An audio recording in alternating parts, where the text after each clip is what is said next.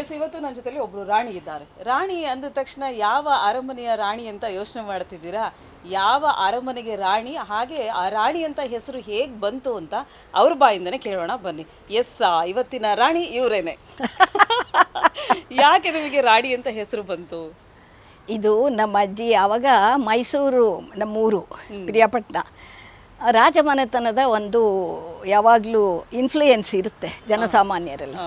ರಾಜ ಅಂತ ಇಡೋದು, ರಾಣಿ ಅಂತ ಇಡೋದು, ಕೊಡಗಿನಲ್ಲೂ ಭಾಳಷ್ಟು ರಾಣಿಯರಿದ್ದಾರೆ ಹೆಸರಿಡೋ ಅಂಥದ್ದು. ಹಾಗಾಗಿ ನನಗೆ ರಾಣಿ ರಾಣಿ ಅಂತಾರೆ. ಯಾಕೆಂದರೆ ರಾಜ ಪರಂಪರೆ ಇತಿಹಾಸ ಇರೋವಂಥ ಮೈಸೂರು. ರಾಣಿ ಅಂತ ಕರೆದ್ರು, ಅದು ರಾಣಿ ಅಂತ ನನ್ನ ಹೆಸರಾಯಿತು. ನಂತರ ನಮ್ಮ ಸ್ನೇಹಿತೆ ಒಬ್ಬಳು ನನಗೆ ಫೋನ್ ಮಾಡಿದ್ಲು. ಅಲ್ಲ, ನಾನು ಫೋನ್ ಮಾಡಿದೆ, ಅವ್ರ ಯಜಮಾನ್ರು ಎತ್ಕೊಂಡ್ರು, ಗೌಡ್ರು. ಆಮೇಲೆ ನಾನು ಕರುಣಾಕ್ಷಿ ಕೊಡಿ ಅಂತ ಹೇಳಿದೆ. ಅವರು ನೋಡೇ ಯಾರೋ ರಾಣಿ ಅಂತೆ, ರಾಜರು ಹೋದರು ರಾಜ್ಯ ಹೋಯ್ತು, ಇವಳೇ ಊರು ರಾಣಿನಪ್ಪ ಅಂತ ಅಂದರು. ನನಗೆ ಅದು ಆವಾಗ ಮೊಬೈಲ್ ಇರಲಿಲ್ಲ, ಫೋನು. ಆಮೇಲೆ ಇದೇನೋ ನನಗೆ ತುಂಬ ಒಂಥರ ಇರ್ಸು ಮುರ್ಸಾಯಿತು. ಏನೇ ನಿನ್ನ ಗಂಡ ಹಿಂಗೆ ಹೇಳೋದಾ?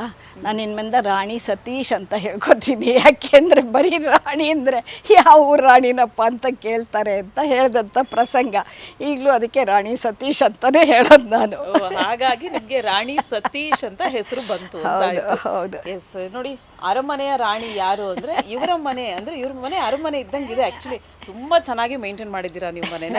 ಈ ಅರಮನೆಯ ರಾಣಿನೇ ಇವರು, ರಾಣಿ ಸತೀಶ್ ಅವರು. ರಾಣಿ ಸತೀಶ್ ಅಂತ ನೀವು ಹೆಸರು ಕೇಳಿರ್ತೀರಾ, ಬಟ್ ಹಿನ್ನೆಲೆ ಏನು ಅಂತ ಇವತ್ತು ಈ ಒಂದು ಇನ್ಸಿಡೆಂಟಲ್ಲಿ ನಿಮ್ಗೆ ಗೊತ್ತಾಗಿರುತ್ತೆ. ಇದೊಂದು ಪುಟ್ಟ ಮನೆ.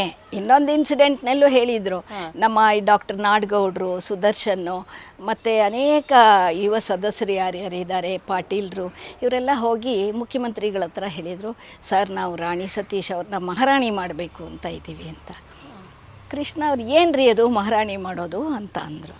ಇಲ್ಲ ಯಮ್ಮ, ಮಿನಿಸ್ಟ್ರು ಮಾಡಿಬಿಟ್ಟಿದ್ದೀರಿ, ದಿನ ಬೆಳಗ್ಗೆ ಎದ್ದರೆ ಬೀದರು, ಬಾಗಲಕೋಟೆ, ಬಿಜಾಪುರ, ಬಾದಾಮಿ, ಅಲ್ಲಿ ಇಲ್ಲಿ ಹಾಸನ ಅಂತ ಓಡಾಡ್ತಾ ಇರ್ತಾರೆ. ಪಾಪ ಅವ್ರು ಸತೀಶ್ ಅವ್ರ ಗತಿ ಏನು ಸರ್?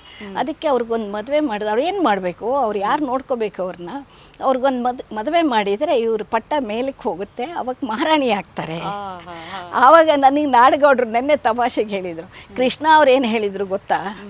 ನನ್ನ ಹೆಂಡತಿಗೂ ಹಾಗೆ ಹೇಳಿ ಅವ್ರ ಪಟ್ಟ ಮೇಲೆ ಹೋಗಲಿ ಅಂತ. ಹಾಗೆ ಇವೆಲ್ಲ ಬದುಕಿನಲ್ಲಿ ಬರ್ತಕ್ಕಂಥ ಹಾಸ್ಯ ಪ್ರಸಂಗಗಳು ಇಂಥವು ಮೆಲುಕು ಹಾಕೋ. ಹಾಗಿದ್ರೆ ನೀವು ರಾಣಿ ಮಹಾರಾಣಿ ರಾಣಿಯಿಂದ ಅವರಿಗೆ ಪ್ರಮೋಷನ್ ಆಗಿ ಮಹಾರಾಣಿ, ಈಗ ರಾಣಿ ಮಹಾರಾಣಿ. ಇಲ್ಲ, ಅದು ನಮ್ಮ ಇವರಿದ್ರಲ್ಲ ಶಾಸಕರು, ಅವ್ರ ಕಿತಾಪತಿಗಳು ಸುಮ್ಮನೆ ಹೇಳೋವಂಥದ್ದು, ನನ್ನ ಕಾಲು ಎಳೆಯುವಂಥದ್ದು ಮಾಡ್ತಾರೆ, ತಮಾಷೆಗೆ ಮಾಡಿದಂಥದ್ದು. ಹಾಗೆ ಅದನ್ನು ಹಾಗೆ ರಾಣಿ ಅನ್ನುವಂಥದ್ದು ಒಂದು ಹಾಸ್ಯ. ಇದೆಲ್ಲ ಪ್ರಸಂಗಗಳು ಬರ್ತವೆ, ಅವನ್ನ ನಾವು ಸ್ವೀಕಾರ ಮಾಡಬೇಕು. ಆವಾಗಲೇ ನಮ್ಮ ಬದುಕು ಒಂದು ವೈವಿಧ್ಯಮಯವಾಗಿರ್ತದೆ. ಎಸ್, ಇದರಿಂದ ಏನು ಅರ್ಥ ಆಗುತ್ತೆ ಗೊತ್ತಾ? ಲೈಫಲ್ಲಿ ಒಂದಷ್ಟು ಚಾಲೆಂಜಸ್ ಬರುತ್ತೆ, ಅಥವಾ ಒಂದಷ್ಟು ಮಾತುಗಳು ಬರುತ್ತೆ, ಅದನ್ನು ತುಂಬ ಸೀರಿಯಸ್ ಆಗಿ ಎಲ್ಲ ಒಂದು ಸಿಚುಯೇಷನಲ್ಲೂ ತಗೊಳ್ಳೋದು ತಪ್ಪು.